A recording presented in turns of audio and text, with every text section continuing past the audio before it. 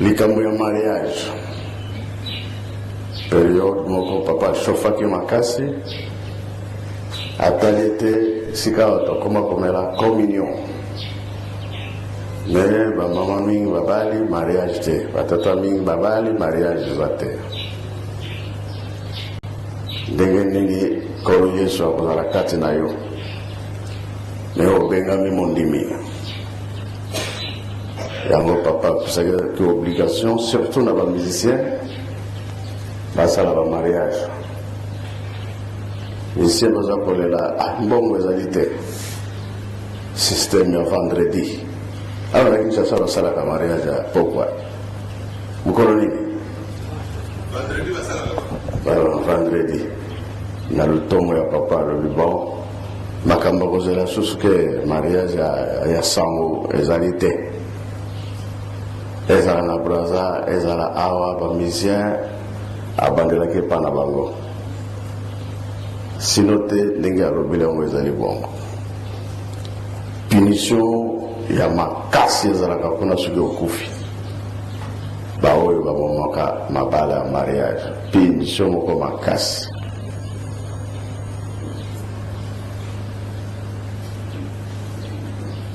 Papa Kulutu alobaka ngo na fona tanga kombo papa mapasa ya chauffeur na ye ndenge pasi ezalaka kuna soki okufi. Mingi toza nanu tosali ba mariage te me toza kosambela tozali mpe bandimi eza leçon eza ya solo pasi ezalaka kuna soki okufi. koleleki bango leleki mwana moko akufaka me azaki na mwasi ni mwasi na ye apesa mbongo libala te, mariage mpe ezali te. Ti lelo oyo azalaka na premier poste wana ayi koloba ngai awa naza na pasi, ayi kopesa bandoto na bato naza na pasi mpona nini mbongo ya libala napesa te, ya mwasi mpe tosalaki mariage te me toboti na bana sika boye naza na pasi awa. Siko okozonga byo okosala ndenge me soki alobaki yango mpona kokebisa bino bato botikali ifo kokokisa makambo ndenge yango ezalaka kola ebimeli na bible eza ya solo parce que nde ezalaka soki Adam Eve siècle mobimba après nzambe alobi na bango bayoka bota mwana kombo nani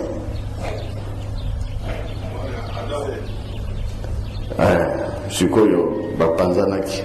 siècle mobimba ntango bazonganaki mwana kombo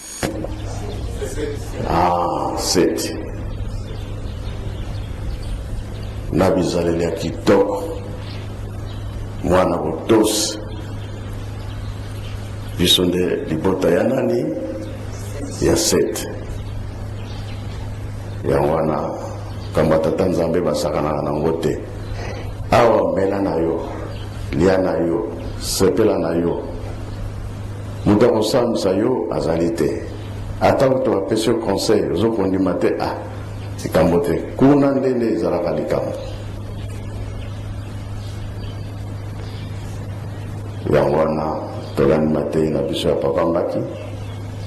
apesi lisusu makasi liwa nde ekabolaka biso wana eza ya solo